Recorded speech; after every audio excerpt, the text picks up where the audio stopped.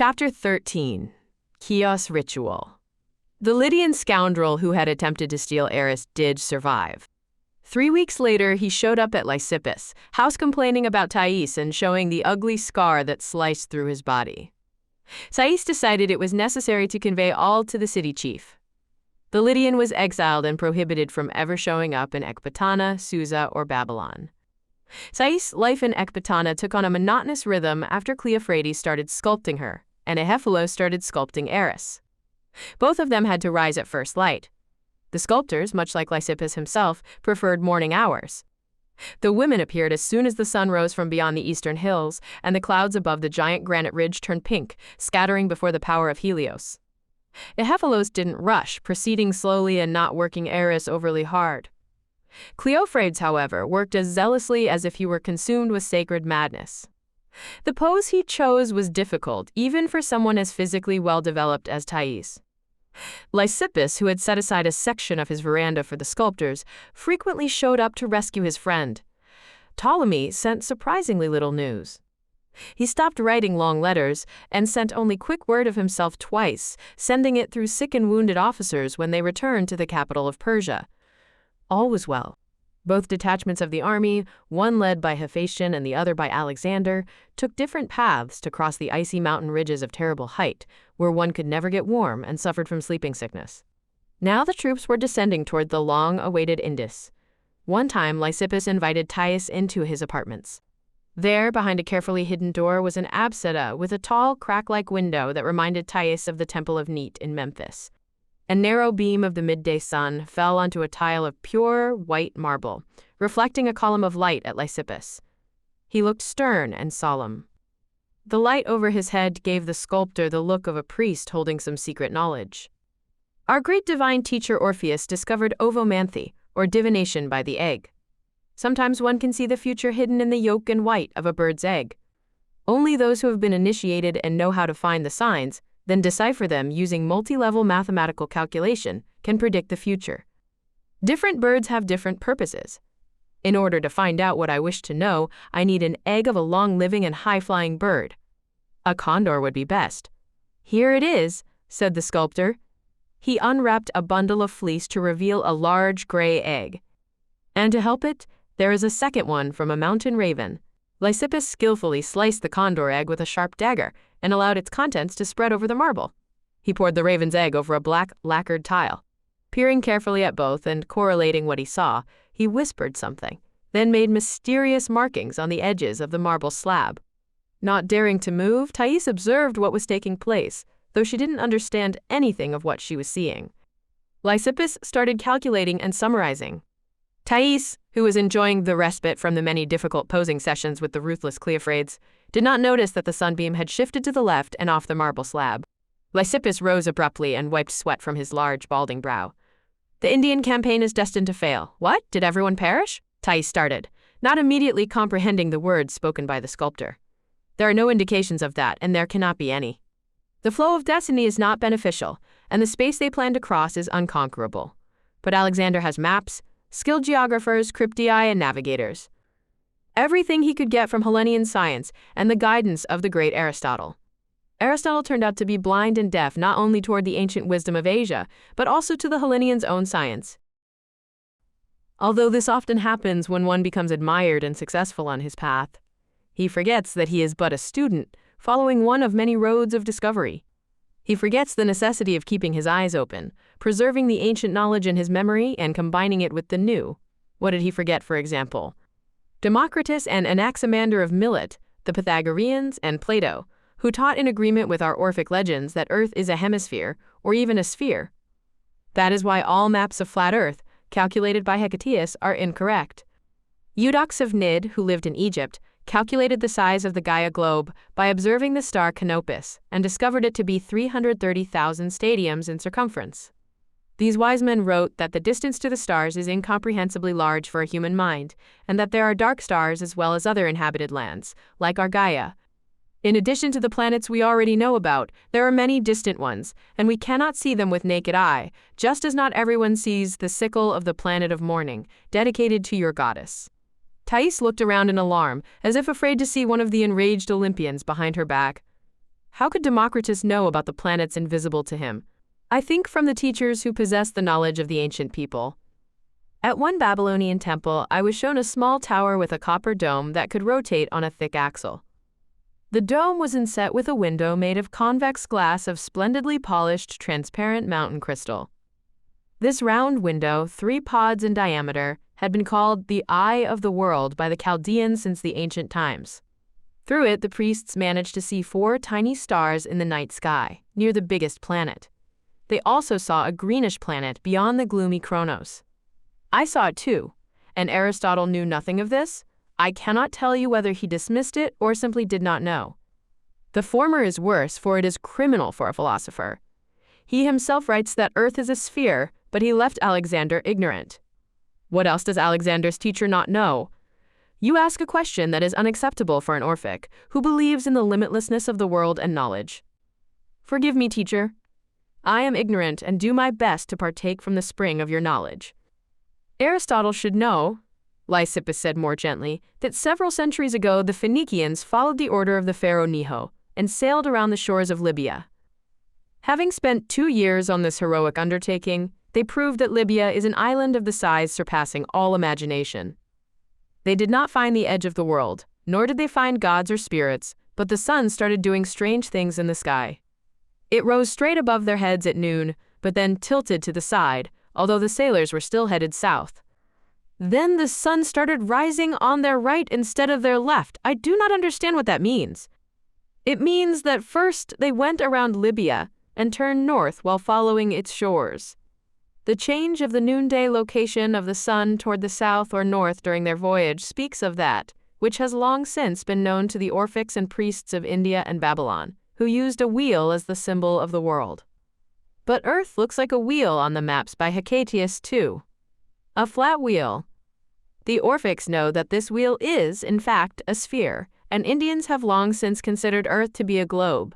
But if that is so, then Alexander is trying to reach the edges of the world, not knowing its true shape and size.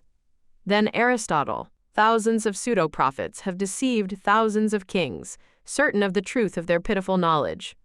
They ought to be killed. Are you that bloodthirsty? You know I am not.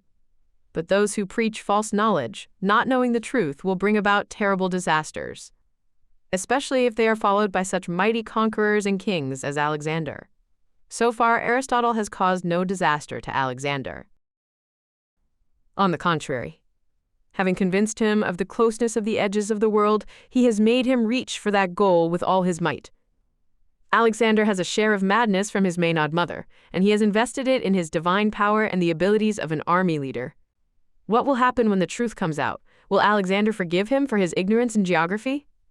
Some of it has already come out. There is a reason why Alexander went to India using the route of Dionysus. Perhaps he found out about the Middle Empire. You said you wanted to show me a man who came from there. When? Very well. Tomorrow. But now you must go to Cleophrades, or else he will smash my entire collection of Egyptian statuettes. I was careless and left it at the workshop. While he waited for her, the Athenian sculptor dashed around the veranda as if he were a leopard. Thais, punishment was being forced to pose till evening. Eris, who had long since been free of her obligations, had to wait a long time for her in Lysippus' garden. Tell me, mistress, Eris asked on their way home. What makes you serve as a model so obligingly? It tires you more than any other occupation and uses so much of your time. Do they pay a lot of money?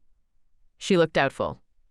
I do not think that Cleophrades is rich. Thais shook her head. You see, Eris, every person has his or her own duties that correspond to whatever gifts the fate bestowed. The greater the gift, the greater the duty. A king must care about his citizens and about the development of his country. An artist must create that which brings joy to others, a poet. I understand, Eris interrupted. I was taught also that if I possess greater beauty than that of my friends, then my service must be greater and more difficult as well. You have answered your own question. We were gifted by Aphrodite. We must serve people, or else the divine gift will vanish before we fulfill our destiny. There are many sculptors and artists who would have paid a handful of gold to us for each hour of posing, but I shall be an obliging model to Cleophrades without a single obol. What about you? Epiphalos asked me, and I refused, because I understand that I serve the Great Mother, and, as you know, one cannot take money for that. Although sometimes I wish I had a lot of money, Thais was surprised. What for? To make you a present. The most expensive and beautiful one I could find. You have long since done that, Thais said, chuckling, having given yourself to me. Not at all. You bought me, or rather exchanged me when I was sentenced. Do you not understand, priestess of the highest goddess, the queen of earth and fertility? How I found and kept you is an accident. Any slave girl could have been obtained that way. But you did not become a slave girl. Instead, you become someone completely different, unique, and unlike any other. And that was when I found you again, and you found me. I am happy that you understand that, Thais, Eris said, addressing her by name for the first time in all the years of their life together. There were days when Cleophrates was simply a man. On those days, he was a true Athenian, gregarious, merry, hungry for news. He was definitely that way on the day in which he met a guest from the distant east, a yellow-skinned man with eyes that were even more narrow and slanted than those of the dwellers of Central Asia. The features of his face were delicate and looked somewhat like a mask carved out of pear wood. His clothing, threadbare and faded, was made of especially thick and heavy material.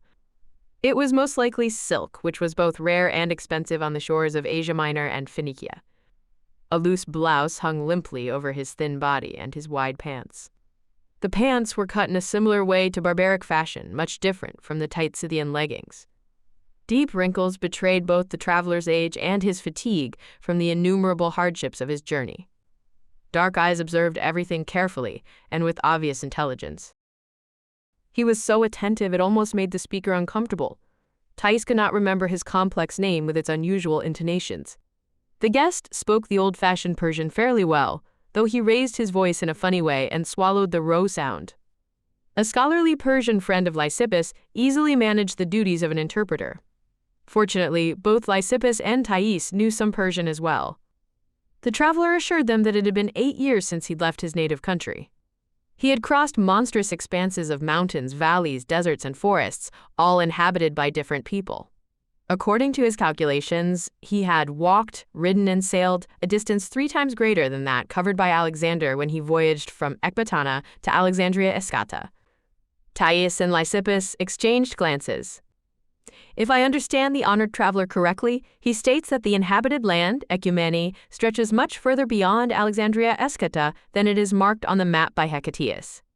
On that map, there are only 20,000 uninhabited stadiums to Cape Tamar, where the enormous wall of snowy mountains reaches the shore of the Eastern Ocean. The guest's face betrayed a hidden smile. My heavenly empire, or Middle Empire as we call it, lies 20,000 stadiums to the east of the River of Sands, using your measure. What do you know of the Eastern Ocean? Our empire reaches its shores, and my compatriots fish in its waters. We do not know how large the ocean is, or what lies beyond it. But there are 60,000 stadiums from here to its shores. Lysippus opened his mouth, not even attempting to hide his surprise, and Thais felt a cold shiver run down her spine. Only yesterday, Lysippus had told her about the vast expanses of Libya spread to the south. And today, the strange, yellow-faced man spoke of unimaginably huge and inhabited lands, Ecumene, with unquestionable sincerity. Ever since her childhood, the journey Dionysus had taken to India had always been a deed Thais viewed as that of a mighty god. Now it appeared small compared to what had been accomplished by this frail man of average height, with wrinkle-covered yellow face, who came from lands far beyond the imaginary dwelling of gods. Thais, heart filled with deep pity for Alexander. He was fighting through scores of enemies with superhuman heroism, and was still separated from his goal by a distance twice greater than that which he had covered so far. The student of a great philosopher had no idea he was being led by an ignorant blind man. Lysippus Ovomanthe filled Thais with certainty that, even if he followed the Indian route, the limits of Ecumene would turn out to be much farther away than those shown on Hellenian maps. The world was turning out to be much more complex and vast than Alexander's companions and philosophers had ever thought. How could she communicate that to Alexander? He no longer wished to listen even to his own Cryptii, who had discovered a great desert and long mountain ranges to the east of the roof of the world. Had it not been for the savagely warlike Scythians, he would have gone further to the east, beyond Alexandria Escata, which was the city nicknamed Bride of Death, where Leontiscus had fallen. Thais knew it was not possible to take away Alexander's dream to be the first mortal to reach the edges of the world. But where were those edges? Judging by the traveler with unpronounceable name, millions of yellow-faced dwellers of the heavenly empire along the Eastern Ocean already possessed far greater knowledge in art than what they termed common barbarians. Such were the Athenian's thoughts as she watched the guest. She watched him fold his delicate hands and settle comfortably in a deep Persian armchair as if to rest. He gladly accepted an invitation to stay at Lysippus' house before continuing on to Babylon, where he hoped to get to know the capital of wise men and mages of Western Asia. After then, he hoped to meet Alexander. During the few days during which the traveler stayed with Lysippus, Thais discovered many things she would have considered a fairy tale in her home country. The yellow-faced traveler taught her that the heavenly empire was born during times as ancient as those of the origins of Egypt, Crete, and Mesopotamia. He spoke of a precise calendar created 2,000 years before the construction of the Parthenon. According to him, the state had been founded 2,000 years prior to the establishment of that calendar. He spoke of skilled craftsmen and artists, of astronomers who made maps of the sky, and of mechanics who created complex water-powered devices. He told her of unusually tall bridges, temple towers of iron, china, and bronze, of palaces erected atop man-made hills, and artificial lakes dug by thousands of slaves. The wise men of the heavenly empire had even created a device which could predict earthquakes and where they were to take place. The traveler described in detail places where nature had been made more beautiful by human hands, like the mountains crowned by temples whose wide staircases of thousands of steps were surrounded by ancient trees. He spoke of roads made of blue-glazed bricks which led to sacred places, and alleys of tall, white-barked pines, every tree the identical height and age, stretching for hundreds of stadiums. The son of the heavenly empire spoke of skilled doctors who healed patients by sticking tiny gold needles into affected areas. He amazed the Hellenes with his story of 2 glass and metal mirrors at the emperor's palace, which could help a doctor see through a person and find places impacted by illness inside the body. Thais, who earned the traveler's respect with her insatiable curiosity and intelligent questions, received from him a gift of a small china cup. It was decorated with a wonderful blue pattern of reeds and birds in flight, wrapped in a length of dazzling gold silk. The Athenian hurried to thank the slant-eyed scholar by presenting him with a saucer made of black china. He had never seen anything like it, despite the many countries through which he had traveled.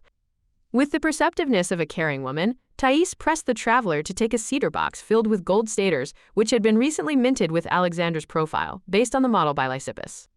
The scholar was clearly limited in his means, and possibly even hopeful of asking for Alexander's help, and he was deeply touched by the gift. Following Thais' example, Lysippus also gave him a substantial sum with which to complete his journey. Now the yellow-faced traveler could afford to go to Babylon and wait for Alexander, even if it took 2 or 3 years. Then he gave to Thais a pair of earrings of astonishing craftsmanship, which she thought were most likely the last thing of value he had managed to keep over his long journey. The earrings were made of transparent pale green stone of uncommon strength and consisted of rings and miniature balls, one inside the other. The amazing piece of art had been carved out of a solid piece without the integrity of the stone being broken. The earrings dangled from gold hooks, jingling delicately and sounding like the echo of a distant wind over dry reeds. Tiny rosettes enclosed within the balls were made of faceted pieces of stone which were called tiger's eye in the distant empire. They shimmered through the slits in the stone with a mysterious, moon-like light. The incredible artistry of that country's stone carvers surpassed everything the Hellenes had ever seen. It only convinced them further of the truth of the traveler's story. The Athenians took time to marvel at the creation, but Thais was afraid to wear such a rarity too often.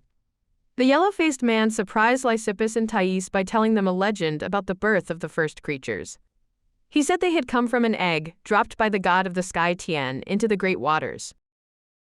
Thais was very interested in the story because this legend closely resembled the Orphic teachings about the beginning of all beginnings. Guan Yin, the mother of mercy and knowledge, was equal in power to the male deities of sky and thunder. She was also similar to the Great Mother of Crete in Asia Minor. In the end, the traveler saddened Thais with his conviction that all things in the world have 2 beginnings, yang and yin. All things of light, day, and heaven were associated with the male beginning called yang, while all things of darkness, night, and earth were associated with the female beginning called yin. Yin was obliged to obey yang, for only then would life flow toward light and heaven. Thais shook her head with disdain, then told the yellow-faced man that his empire would always exist at a lower level of spiritual development than those countries in which the female beginning was recognized as that of benevolence and creation. Besides, countries where the female population was oppressed had never been known for their valor or courage in war or their struggle against enemies. Enslavement of women was inevitably followed by the birth of men with souls of slaves. Lysippus gently reminded the enraged Athenian of some of the names of Cybele, the great female goddess. For instance, he said there was the ruler of the lower abyss and queen of earth, which were consistent with the aspect of yin. Thais retorted that the Great Mother had many guises. The problem was not in them, but in the consequences of societal structure which had been created by men attempting to establish their supremacy. Much to the Athenians' surprise, the yellow-faced man suddenly slumped. The piercing lights in his narrow eyes faded with sadness. He admitted that despite all the might of his country, the skill of the artists, and the hard work of the people, the heavenly empire was torn by civil wars and frequent external attacks from battle-skilled nomadic tribes. The cruelty of their rulers made life intolerable. They distanced themselves from the lives of their people and were indifferent to disasters such as poor crops, floods, and droughts. If they'd possessed more courage, this man and his compatriots would have long since revolted, overthrown the evil rulers, and eliminated cruel laws. The man lamented that all they needed was a little courage so they could escape from the country where they lived in crowded, suffering poverty, subject to injustice because of overpopulation. They needed at least as much valor as the weakest soldier in Alexander's army.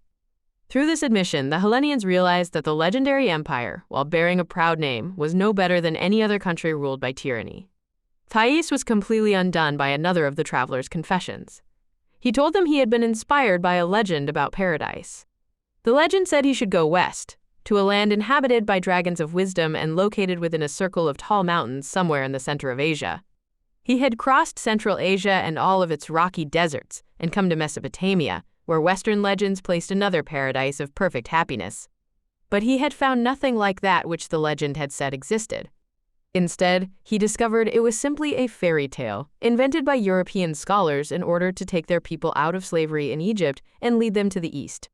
The yellow-faced man consoled himself with the truth that he might not have found paradise, but he had discovered a wisdom which was much different from the mindset of his native people. Thais was reluctant to part from the traveler.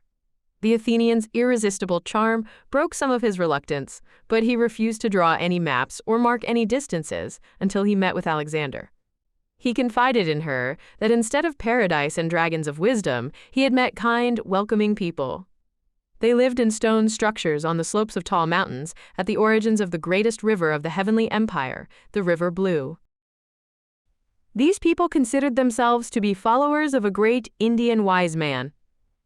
The wise man taught them to always follow the middle way between two extremes, between good and evil, between light and dark. He advised this because he said all things in the world change with time. What was good today could become bad tomorrow, and evil could turn good overnight. The traveler wanted to stay with them and become their student, but they sent him further to the west, where nobody knew of the great countries of the east. They said there he would find a man who had power enough to unite east and west by using the wisdom of both. The traveler was to see that man, the great conqueror, Alexander, and tell him of the paths and countries beyond the roof of the world. But he was only to share this knowledge if Alexander turned out to be as wise and perceptive as they had heard. And what if he is not? Lysippus asked quickly. Then I am not to tell him anything, the traveler said evenly. They could find out by force, the sculptor insisted. The yellow-faced man chuckled disdainfully. The road is long, the distances are tremendous, mountains and deserts carry no water and are swept by terrible winds. A small error in directions would only be discovered years later, but it would lead them astray by thousands of stadiums, toward their deaths. He suddenly erupted into a broken, squealing laugh. A huge caravan arrived in Ecbatana, dispatched by Alexander from the tallest range of Parapamises.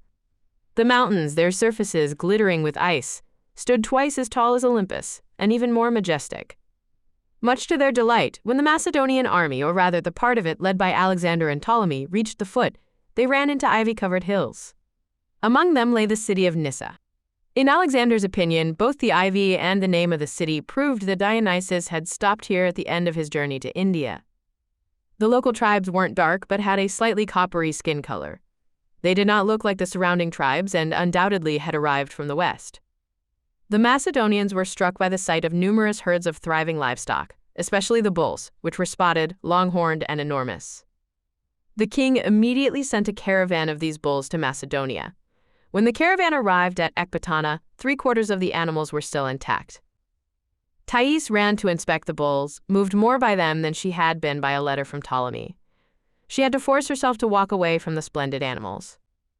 They would rest for 2 months at a mountain pasture near Ecbatana before the next march to Tyre, followed by a sea voyage to Alexander's homeland. The bulls looked much like the famous Cretan breed used during the sacred games. According to the legend told by the Indian sculptor, the settlers from the west could possibly have been Cretan. Lysippus agreed with that interpretation. Myths about Dionysus were as ancient as Crete itself. The great artist added that the journey of Dionysus to India was nothing more than the exodus of people who managed to escape from Crete. The Athenian jumped in delight and kissed Lysippus for this interesting idea. Afterwards, she went home to read Ptolemy's letter. His missives from Sogdia and Bactriana were filled with accumulated irritation and fatigue. This last letter, however, reminded her of the old Ptolemy. The army leader, who had become the head of Alexander's advisors, had no illusions. He anticipated much work ahead, but also the approaching end of the campaign. Indeed, after celebrations at Nyssa and a lightning-fast raid on the fortress of Aornos, they passed the three-peaked mountain, Mera. The mountain was located near the boundaries of Ecumene, according to the calculations of geographers and navigators, and descended into Svat. A messenger arrived, informing them that Hephaestion had been successful in getting his cavalry and infantry, as well as the supply carts supervised by Crateros, to the shores of the Indus. As usual, Hephaestion began constructing a bridge to cross the river. It was not wide in that area, and, in both Aristotle's and Alexander's opinion, led to the East Ocean. Nearchus and the Agrian cavalry rushed there as well. They brought skilled Phoenician, Ionian, and Cypriot shipbuilders in order to construct ships for the trip to the east. Alexander's plan was simple. Having crossed the Indus, the army would march 2,000 to 3,000 stadiums over dry land, uninhabited, all the way to the ocean shores, while Nearchus, fleet prepared to transport everyone back to the west by sea, to the Nile and to Alexandria on the shores of the Inner Sea. "Expect us not from the east, but from the west," Ptolemy wrote. "We shall arrive at Tyre, then take the royal road, through Damascus into Babylon. We will need no more than 6 months to accomplish this, although interruptions along the way are possible. If Aphrodite is merciful, go to Babylon to meet us 8 months after receiving this letter. This will be the end of Asian campaigns for good. Forever. After that, we shall only wage war around the Inner Sea, conquering Libya, Carthage, and Italian cities. Everything to the Pillars of Hercules. New cavalry detachments from the Persian aristocracy, as well as splendid horsemen archers from Sogdiana and Bactriana, have agreed to sail with us to Egypt. We managed to pull together a cavalry no worse than the brave Thessalians. Your admirers, the Argyroaspides, have become so few after the battles with Scythians and Bactrians that they were made a part of Alexander's personal guard, joining Agema and the Getarosi. Only the infantry, the veteran phalanx, is still the same. The army, having grown to 100,000 people, is now half cavalry. The importance of infantry, once the most important factor in battle, has been reduced. The indestructible wall of shields and long spears that used to crush even the most daring enemy became too vulnerable here, among the endless plains and mountain labyrinths. It was subject to long-distance shooting attacks from horseback archers, who were as swift as the wind. Over a year and a half, Alexander had managed to restructure the army to suit the war conditions in Asia. New officers became prominent, Seleucus among them. He was a man of enormous height and superior strength even to the Black Cletus, but much merrier and smarter than the unfortunate brother of Lanissa.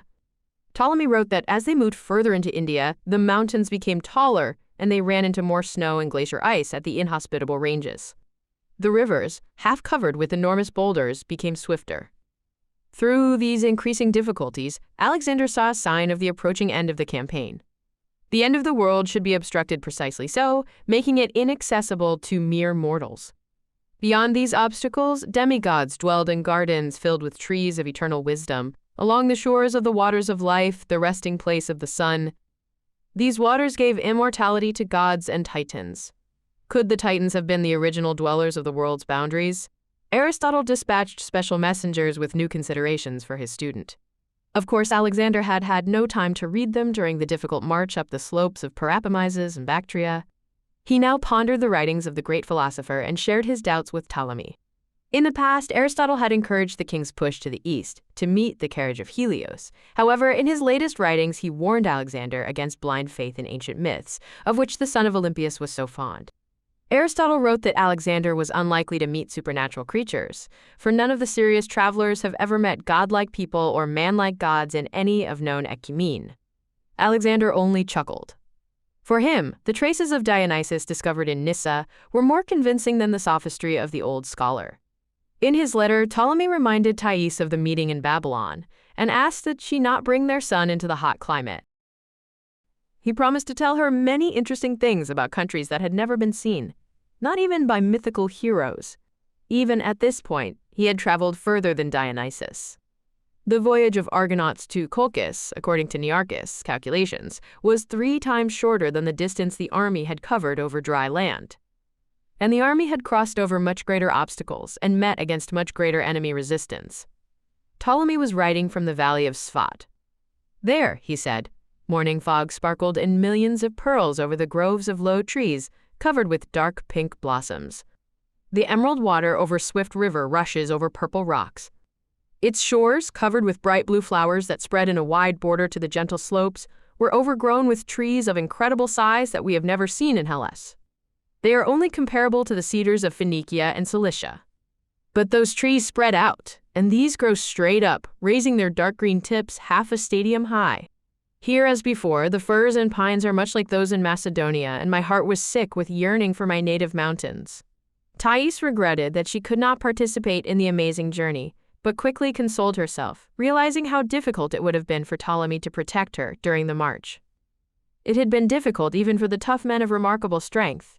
Her faithful Thessalians and the dear Leontiscus were no longer there to come to her rescue. Ptolemy wrote about Roxanne, who accompanied the king.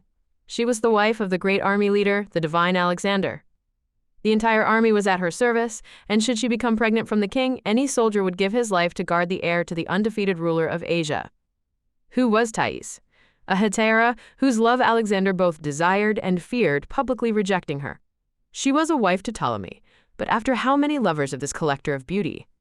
Even the merry tone of the letter made her think that Ptolemy had found many beautiful girls in Bactria and in the valley of the Indus. She was sure he had also collected a nice loot of precious stones. Of course she would get some of the latter, but quite would it be given in compensation for the former? No, Ptolemy knew of her indifference. He was sometimes hurt by it. However, it was also convenient for him. Before the bulls of Dionysus left the pastures of Ecbatana, Hesione arrived. She had heard nothing of Nearchus, and read Ptolemy's letter anxiously. It was clear that the Cretan fleet leader was back to his preferred role of navigator, map expert, and shipbuilder. The daughter of a snake had recovered from the hardships of life with her restless seagoer and looked as pretty as ever in her pink Babylonian dress. Thais invited her to visit Lysippus, but Hesione preferred to spend the morning hours, while the sculptors were busy with their models, at home playing with Leontiscus. Now there was one more childless female admirer of her son, and that was most displeasing to the Athenian. Nearchus did not want children, believing he could not provide enough reliability for them. A sailor's fate was much too uncertain. To Hesione's question of what he thought of her, Nearchus smiled slightly and told her that she was sufficiently intelligent, beautiful, and rich to take care of herself, in the case of his demise. Hesione tried to explain to the Cretan that, aside from being provided for, she needed many other things from him, which she did not want from anyone else in the world. The fleet leader told the Theban that she was quite free, but that he would be glad if she waited for his return, because, much to his surprise, he had never found a woman better than her. "Did you look?" Hesione asked. "We all like to take chances," he said with a shrug. Gradually, the Theban realized that her intended was as obsessed with the dreams of the hidden ocean as was his childhood friend, Alexander. Alexander never felt at peace without Nearchus. He always tried to find something for Nearchus to do that was near him, calling himself the chief navigator of his army. As a result, Hesione was left alone in a big house for so long that she considered divorcing her famous husband. He seemed to have dissolved in the unreachable distance. The daughter of a snake asked how Thais managed to bear Ptolemy's even longer absences. Her friend replied that she didn't need Ptolemy as much as Hesione needed Nearchus. "I am presently impatient for his return," Thais said, "because of his son. Leontiscus must be separated from this house before you and your like spoil him irrevocably. "You shall miss him," Hesione exclaimed. "No more and no less than any Hellenian mother. I'll bear myself a girl to brighten things up. She will be with me for 18 years, and by then I shall be finished with my wanderings and ready to take care of the house. Ptolemy's house? Unlikely. The older he and I get, the younger will his lovers be. It will be difficult for me to tolerate dazzling youth near me when I have nothing left with which to compete against her, except for my good name and position. When all that is left are the name and position, one's old life is over, and it is time to begin another one. What other one? How am I to know? Ask me about it in 15 years. Hesione laughed and agreed, having no idea that fate had prepared amazing but different paths for them both. They would soon separate forever. The friends rode their old horses and bought another horse for Eris, a spotless Parthenian stallion as black as night. Eris had become a respectable rider and could manage a strong horse.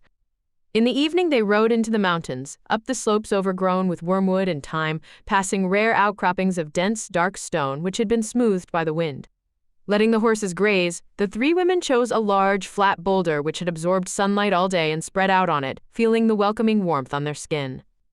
A cool wind flowing through the rocky valley carried the scent of gum from the woods above, mixed with the fresh and sharp smell of the grasses. An enormous snow-covered peak obstructed the sun from the west, and the gentle warmth from the rock was quite pleasing. Sometimes the first faint stars appeared in the twilight sky, and Brius, the desert owl, called out several times before the riders returned to the city. Each of them behaved differently during these silent mountain vigils. Eris sat hugging her knees and resting her chin on them, observing the jagged mountain range and the shimmering, pearly mist of the distant plain. Hesione pulled herself to the edge of a drop overhanging the valley and lay on her stomach, observing the play of water in a creek at the bottom of the crevasse. She watched for mountain goats and for chipmunks who popped out of their burrows and whistled to their neighbors. Thais settled on her back with her arms spread and watched the sky with its few slow clouds and mighty grifts. Observation of the sky hypnotized her. Hesione quietly watched Thais, whom she considered to be the best of women, and was astonished by the constant change of expressions on her face, though her body remained completely still. As she gazed at the sky, Thais suddenly smiled, then transformed into a picture of deep sadness, or even dared the fates with an expression of menacing stubbornness. It was all done with a barely perceptible movement of her lips, eyelids, eyebrows, and the nostrils of her nose, which was as straight as if it had been smoothed along a carver's ruler, with a Cretan dip at the bridge that softened the heavy, classic Hellenian profile. Watching Thais reminded Hesione of the mysterious art of the Egyptians, who managed to communicate a change in mood even though their statues were made of hard polished stone. Once, when Thais appeared more sad and thoughtful than usual, the Theban asked, "Do you still love him?" "Who?" Thais asked, not turning her head. "Alexander." "Was he not your greatest love?" Thais sighed deeply. "Lysippus once told me that a skilled sculptor can use the same outlines to create flesh as mighty and heavy as a rock, and can imbue his creation with incredible power of inner flame and desire. In the same image almost. I did not quite understand you. I became a bit savage among swamps and sailors," Hesione said with a smile. The Athenian turned serious. If a man wishes to follow gods, his love must be as free as theirs. Not like an irresistible force that crushes and tears us apart. Strangely, the more it possesses its victims, the weaker they are before it. The more enslaved they are by their feelings, the more poets glorify these pitiful people who are ready to commit any humiliation and lowly deed. They would lie, kill, steal, break a vow. Why is that? Is that the wish of the light-bearing? Silver-footed Aphrodite? I understand. You have no hope, have you? I have long since known that. Now you know too. Then why must I weep under the star that cannot be taken from the sky? It follows its predestined path. And you follow yours. They visited symposiums adopted enthusiastically by the Persians, who followed the artist's example. Only Eris flatly refused to go. She was disgusted by the sight of people who ate and drank too much. Thais also admitted to Hesione her aversion toward gluttons. She had been sensitive toward any expression of crudeness ever since she was a child, and presently lost all tolerance for it. Loud laughter, shallow jokes, uncontrolled eating and drinking, hungry glances that used to glide over her without bothering her now irritated her. The Athenian decided this attitude meant she was growing old. Spirited discussions heated with wine, poetic improvisations, and love dances felt more and more like nonsense. She could hardly believe that she and the golden-haired Spartan used to be called the queens of symposiums. It is not old age, my beautiful friend, Lysippus said in response to the Athenian's question. He pinched her lightly on her smooth cheek. Call it wisdom. Or call it maturity, if the first term seems too formal. Each year you will move further away from the games of your youth. The circle of your interests will become broader, and your expectations of yourself and others will go deeper. You must be more demanding of yourself first, then toward others, or else you shall turn into a haughty aristocrat with an impoverished heart and mind. And you will die. Not physically, of course. With your health, you may live a long time. But you will die spiritually and walk around as your own outer shell, which would truly be a corpse. You are likely unaware of how many such living corpses trample the face of Gaia. They are deprived of conscience, honor, dignity, and kindness. These are all things that form the basis of a man's soul and are awakened, strengthened, and upheld by artists, philosophers, and poets. But these people get in the way of the living while looking exactly like them. Except they are insatiable in the most basic and simplest of desires: food, drink, women, the power over others. And they seek to satisfy themselves by all means. Have you heard of the Hecate's companions? The Lamias, or Mormos, or whatever they are called. Those who travel with her at night and drink the blood of passers-by at the crossroads? Vampires? That is primitive symbolism. In the secret knowledge, the creatures of underworld that drink living blood are those insatiable living dead, ready to take everything possible from their countries, communities, people, their own, and those of others. They are the ones that beat and overwork their slaves to death just to get more gold, silver, houses, spears, and new slaves. The more they take, the greedier they become, reveling in the labor and sweat of people subservient to them. You speak of terrible things, teacher. Thais shrugged as if from cold. Now I will look at everyone more carefully. Then my words have reached their goal. What is to be done with such living dead? They ought to be killed, of course, stripping them of their false living appearance, Lysippus said after a pause. The trouble is that only rare people can recognize them, and those who have reached such a spiritual level are no longer capable of killing. I think the final elimination of the vampires is a matter of distant future. When homonoia, the intellectual equality among people, is established, the number of those rare people will increase manyfold. Thais went to the studio, sad and thoughtful. Cleophrades was waiting for her near the clay version of the statue. During the last few days, the sculptor had been delaying the completion of his work, letting her go early or suddenly pausing, as if he forgot about his model and thought about something else. Today, he did not sign to her impatiently to get onto the posing cube as he usually did. Instead, he stopped her with an outstretched arm. Tell me, Athenian, are you fond of money? Cleophrades asked with gloomy shyness. Thais was surprised and saddened by this question. Why do you ask me this? Wait, he said, looking away. I cannot speak. I can only work with my hands, Thais frowned. Not just with your hands, but also with your head and heart, she objected. So tell me, why did you speak of money? You see, you are as wealthy as Phryne, but Phryne was insanely wasteful. In contrast, you live modestly, despite your income and your position as the wife of Alexander's first advisor. Now you speak more clearly, she said and sighed with relief. And here is my answer. Money is not a goal, but an opportunity. If you treat it like a power that gives you various opportunities, then you shall value money, but it will not enslave you. That is why I disdain miserly people, but I am also disgusted by stupid spending. Money means much work from a lot of people, and tossing it away is the same as tossing away bread. One can bring upon himself the wrath of gods and become empty and dead, as Lysippus says. Cleophrades listened, frowned, and suddenly made a decision. I shall tell you what prompted this thought. I decided to cast the statue from silver, but what I saved up is not enough. I don't have time to wait and save more. I will be 60 in Hecatombeon. Why do you wish to use such expensive metal? I could reply to you like a young man by asking, are you not worthy of it? But I shall give you a different answer. This is the best work of my life, and the best model. This would fulfill my dream to complete my life journey in a worthy manner. I could ask Lysippus, but I already owe him too much. And besides, this creator of athletes and horsemen only recognizes bronze and, I shudder to say, uses the Thelm's alloy. How much silver do you need? I am planning to use not the pure metal, but an alloy, including 14 parts of red cypress copper. Such silver does not stain, and does not become fogged, as we say, with the dusty dew. It holds polish as well as the dark stone of Egypt. I need 12 talents of pure silver to cast, and all I have is a little more than 4.5. A huge difference. So you need 7.5 talents? Very well. I shall send for it tomorrow and will dispatch 8 talents to you the day after tomorrow, just in case. Cleophrades froze, gazed at his model at length, then took her face in his hands and kissed her on the forehead. You do not know the value of your good deed.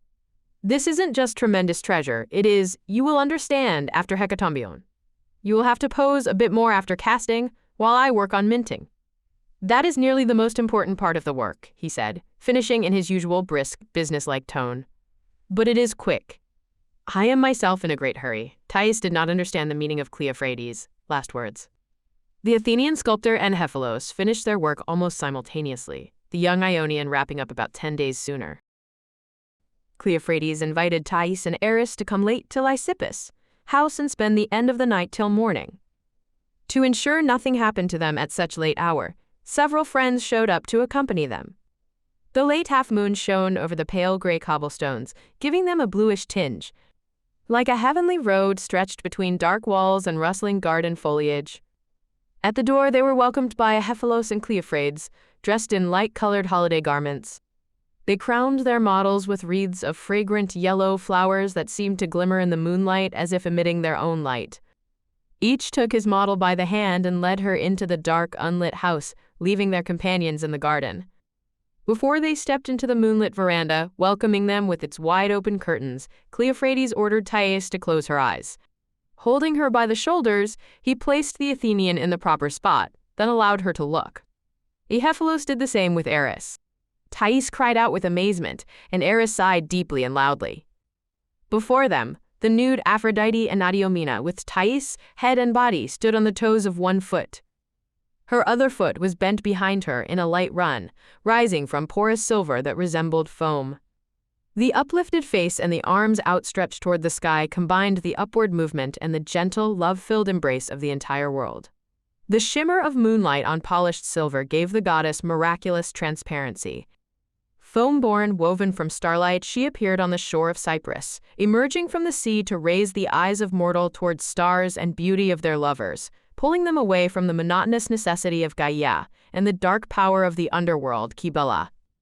The aura of spiritual and physical purity possessed by Thais was vastly multiplied in the goddess and surrounded her with a soft glow. Thais, who was a Hellenian and had grown up surrounded by sculptures of people, gods and goddesses, heterae and heroes, without whom Hellas would have been unimaginable, had never before seen a statue with such power of enchantment. Next to her, half a step behind, Artemis Axiopina was cast from dark, almost black bronze. She held out her left arm as if moving aside an invisible curtain, reaching with her right hand for the dagger hidden in the knot of hair at the back of her head. Moonbeams reflecting on her indomitable face emphasized the unstoppable movement of her entire body, which was appropriate for the goddess of retribution. Thais sniffed, unable to contain her emotions. This quiet sound told Cleophrades of the success of his creation better than any words. Only then did Thais notice Lysippus. He sat in an armchair nearby, his eyes squinted and his hands folded. The great sculptor was silent, watching both women, and finally nodded with satisfaction. Rejoice, Cleophrades and Hephalos! 2 great creations appear to celebrate Hellas here, thousands of stadiums away from our homeland. You, Athenians, surpassed everything you created before. And you, apprentice, have become equal to some of the greatest artists. I am pleased that both goddesses are not novelties, and not built to suit the fickle taste of current generation.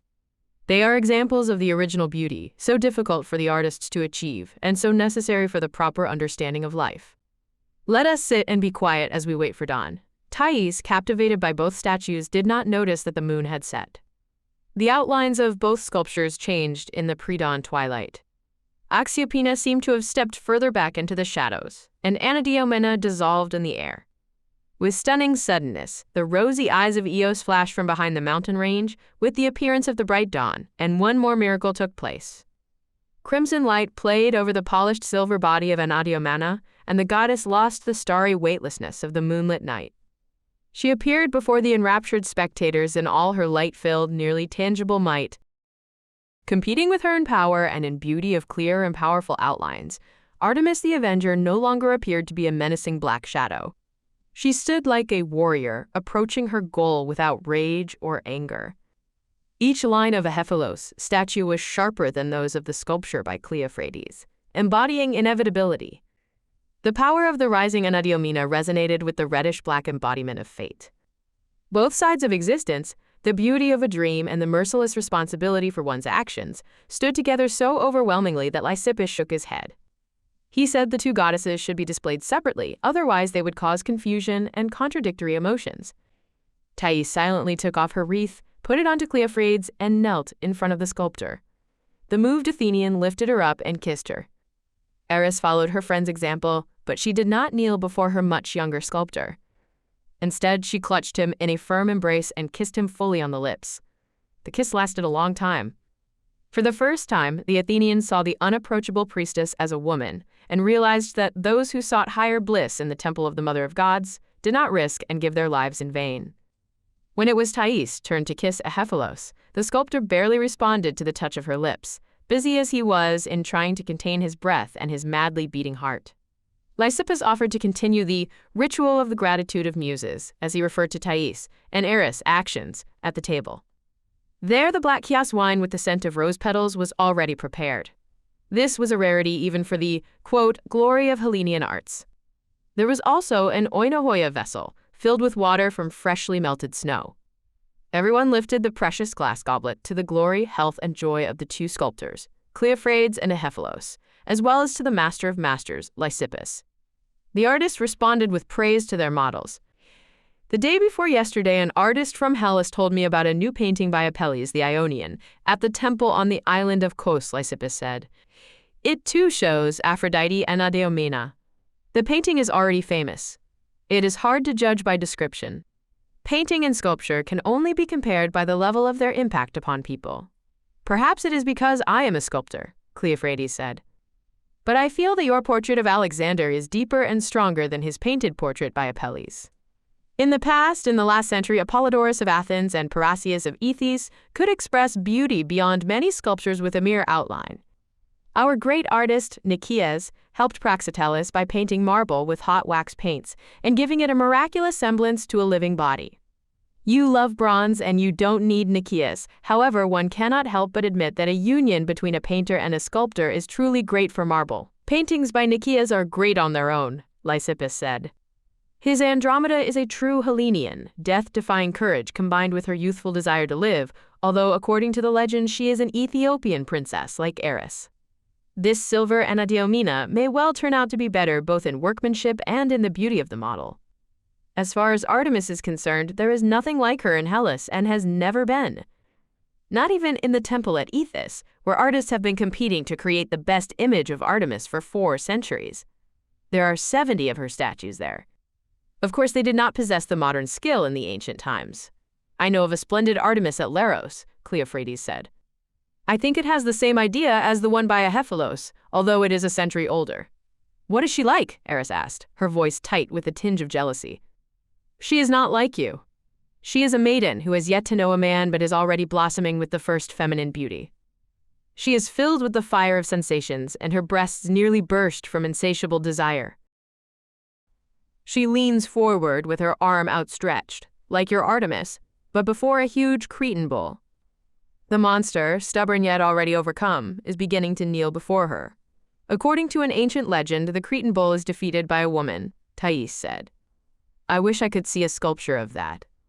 You would sooner see the battle at Granic, Lysippus said with a laugh, implying the tremendous group of 25 horsemen he couldn't seem to finish, much to the displeasure of Alexander, who wished to erect it in Trojan Alexandria. I hesitated at length whether to show Eris my Artemis with the dagger fully exposed, Hephalos said thoughtfully. You did well not to show it. A muse can carry a sword, but only to defend, never attack, Lysippus said. Axiopina, much like the black priestess of Cybele, attacks when she punishes, Thais objected. You know, teacher, only here in Persia and in Egypt, where an artist is recognized as a master of elevating royalty, did I realize true meaning of beauty. There is no spiritual elevation without it. People must be lifted beyond the usual level of everyday life.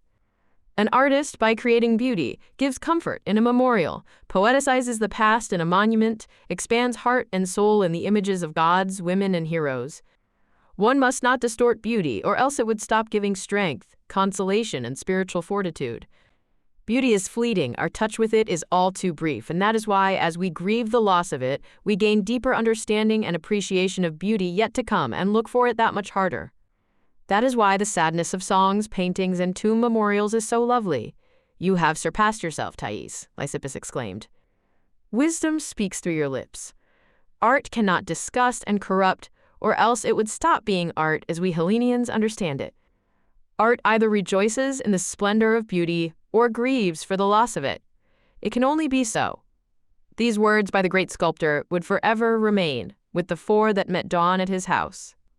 Thais was sorry Hesione could not have been there, but after having thought about it, she realized the little celebration had to include only the artists, their models, and the main patron of the endeavor. Hesione saw the statues the following day and burst into tears with delight and a strange anxiety. She remained pensive all day and only managed to sort out her emotions in the evening, when the two friends were settling for the night in Thais' room. This was where they often stayed when they wanted to talk. Having seen such harmonious and inspiring creations, I suddenly felt fear for their fate. It is as uncertain as the future of any of us. Our lives are so short, but these goddesses must exist forever, traveling through future centuries, as we do through light wind. And Cleophrades. Hesione fell silent. What about Cleophrades? Thais asked anxiously. He made your statue out of silver instead of bronze. There is no question about the splendor of such material. But silver is valuable by itself. It is money. Something you can use to pay for land, house, livestock, and slaves. Only a powerful polis or ruler can allow 12 talents to sit without use. And think of all the greedy scum that don't believe in our gods. They wouldn't hesitate to chop off Anadomina's arm and take it to a merchant, like a piece of dead metal. You have alarmed me, Thais admitted. I really hadn't thought of the uncertain destiny of not only people, but entire states. During the few years of Alexander's campaigns, we have seen old order fall apart and thousands of people lose their place in life. Fates, tastes, moods, attitude toward the world, possessions, and each other. Everything is feeble and changeable. What would you suggest? I do not know. Should Cleophrades give or sell her to some famous temple? I would be much more at rest than if she went to some art patron, even if he were as wealthy as Midas. I shall talk to Cleophrades, Thais decided. Some time passed before the Athenian had a chance to fulfill her intentions. The sculptor showed Anadyomene to anyone who wished to see her. Visitors came to Lysippus' garden where the statue was placed in one of the pavilions, and admired her at length, unable to pull away. Then Anadyomene was transferred back into the house, and Cleophrades disappeared.